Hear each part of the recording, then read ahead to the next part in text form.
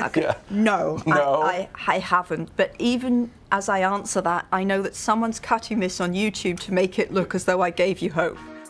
Little did she, in her wildest dreams, anticipate that a delayed train journey from Manchester to London would change her life for good. The woman behind the Harry Potter franchise, J.K. Rowling, is one of the best-selling authors today. Rowling's is a typical rags-to-riches story. From living on state benefits to becoming the multi-millionaire author, her life took a complete 180-degree turn when the first book of her conceptualized dream materialized on the bookstand by the name Harry Potter and the Philosopher's Stone. Today, worth billions of dollars, the Harry Potter series, which comprises 7 books and 8 films, has become the best-selling series of all time and highest-grossing film series in history. I'm afraid I haven't been writing There's no hope. Harry Potter. Well, I keep saying that I feel I wrapped Harry's story up. Hello everyone, welcome back to Net Worth Now, where you get to see the lifestyle and net worth of your favorite celebrities.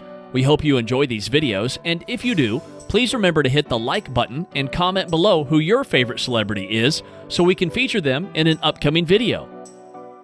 Her full name is Joanne Rowling, also known as Robert Galbraith. She was born on July 31st, 1965, in Yate, Gloucestershire, England, making her 56 years old at the time of this production. She stands at 165 centimeters, or 5 feet 5 inches tall. According to this J.K. Rowling success story, she loves cooking and baking. As a creative person, she likes to draw and listen to music. Also, she loves to take her kids out to have some fun. Once a single parent, Rowling is now president of the charity Gingerbread, becoming their first ambassador in 2000. Rowling collaborated with Sarah Brown to write a book of children's stories to aid one-parent families. Rowling has also contributed money and support for research and treatment of multiple sclerosis, from which her mother suffered before her death in 1990.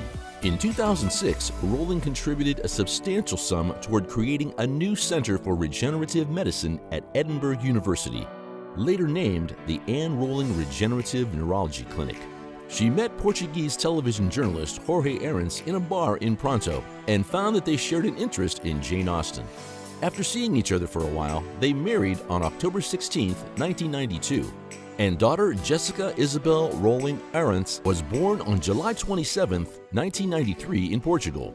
She had previously suffered a miscarriage. The couple separated on November 17, 1993. 7 years after graduating from university, Rowling saw herself as a failure. Her marriage had failed and she was jobless with a dependent child. But she described her failure as liberating and allowing her to focus on writing. During this period, she was diagnosed with clinical depression and contemplated suicide. Her depression inspired the characters known as Dementors, soul-sucking creatures introduced in the 3rd book. Rowling signed up for welfare benefits, describing her economic status as being poor as it is possible to be in modern Britain without being homeless. Rowling was left in despair after her estranged husband arrived in Scotland, seeking both her and her daughter. She obtained an order of restraint, and Arens returned to Portugal, with Rowling filing for divorce in August 1994. I have always said never say never. Well, not never say never. I've always said I'm not going to say I definitely won't, because I don't see why I should say that. Joanne Rowling was born to Anne, a science technician, and Peter James Rowling, a Rolls-Royce aircraft engineer. Her parents first met on a train departing from King's Cross Station, bound for Arbroath in 1964, and married on March 14, 1965.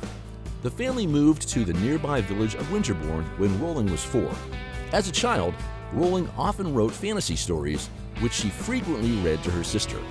At age 9, Rowling moved to Church Cottage in the Gloucestershire village of Tetchell, close to Chepstow, Wales. When she was a young teenager, her great-aunt gave her a copy of Jessica Mitford's autobiography, Hans and Rebels. Mitford became Rowling's heroine, and Rowling read all of her books. As a child, Rowling attended St. Michael's Primary School. Her headmaster at St. Michael's, Alfred Dunn, has been the inspiration for the Harry Potter headmaster, Albus Dumbledore. She attended secondary school at Wadeen School and College, where her mother worked in the science department. Her first secondary school English teacher, Steve Eddy, remembers her as not exceptional, but one of the group of girls who were bright and quite good at English. Rowling took A-levels in English, French, and German, achieving 2 A's and a B, and was head girl. Rowling earned a BA in French and Classics at the University of Exeter. While on a journey from Manchester to London, a daring thought envisioned and captured her heart and mind like never before, and she went on to dream a little more, thus forming the character and the bespectacled boy Harry Potter and his antics.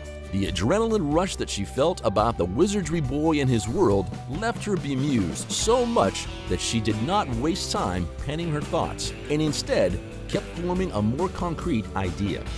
The same evening, she started writing Philosopher's Stone, the first of the Harry Potter series.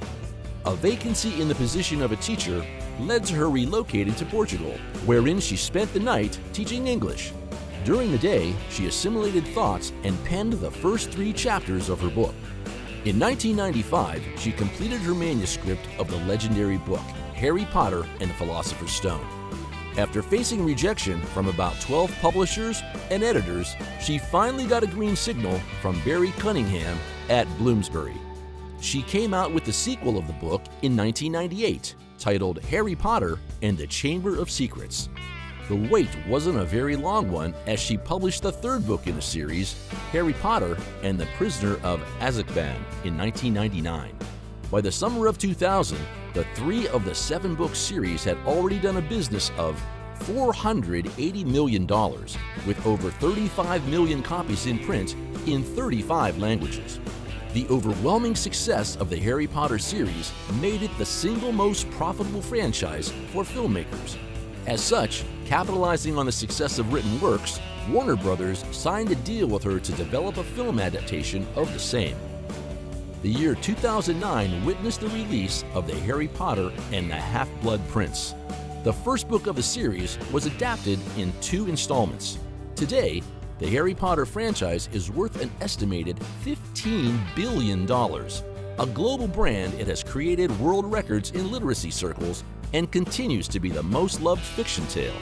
The last 4 books of the series have broken all records to become the fastest-selling books in history, and the last one selling a record 11 million copies on the first day of its release in the UK and the US.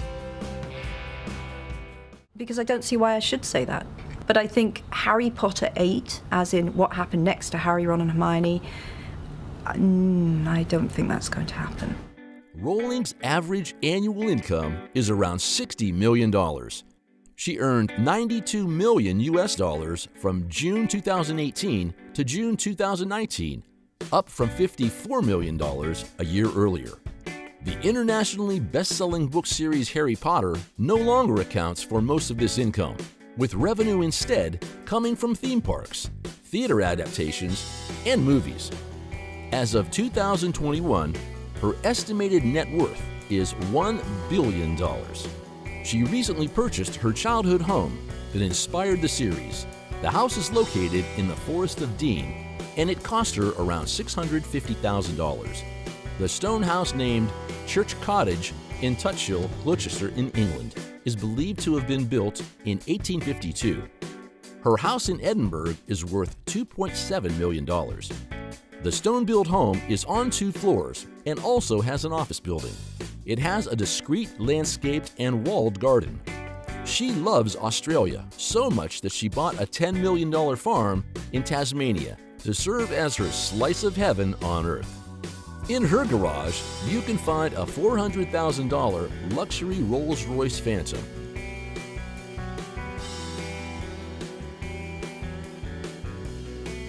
A Bugatti Veyron,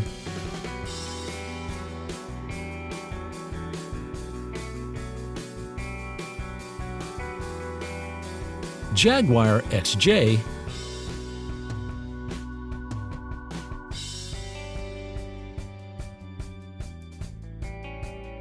a Mercedes-Benz,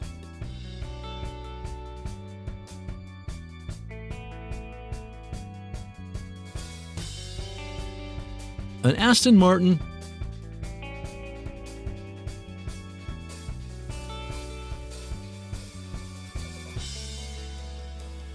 and a Range Rover.